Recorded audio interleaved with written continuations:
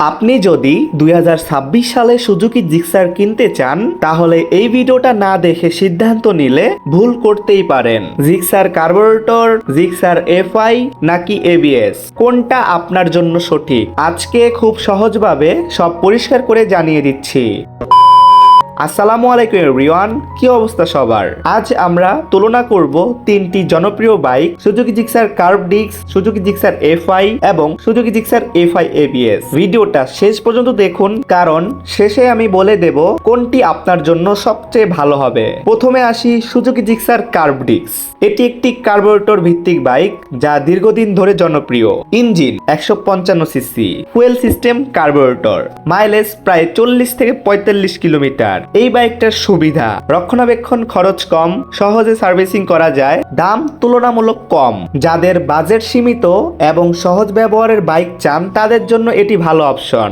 এবার আসি Suzuki Gixxer FI disk. এখানে ব্যবহৃত হয়েছে ফুয়েল ইনজেকশন প্রযুক্তি যা আধুনিক এবং কার্যকর। মাইলেজ প্রায় 45 থেকে 50 কিলোমিটার।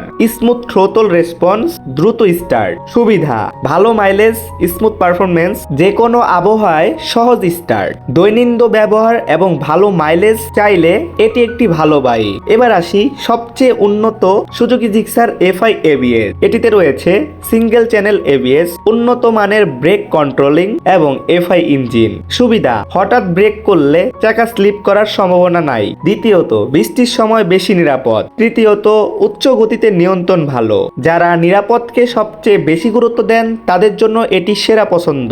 বাজেট কম হলে কার্ভ ডিস্ক নিতে পারেন, ভালো মাইলেজ ও পারফরমেন্স চাইলে এফআই ডিস্ক নিতে পারেন, সর্বোচ্চ নিরাপত্তা চাইলে এফআই এবিএস নিতে পারেন। আপনার প্রয়োজন অনুযায়ী সিদ্ধান্ত নেওয়াটাই সবচেয়ে গুরুত্বপূর্ণ। আমার ব্যক্তিগত পরামর্শ, যদি বাজেট সমস্যা না থাকে তাহলে সুজুকি জিক্সার এফআই এবিএসটাই নেওয়া ভালো।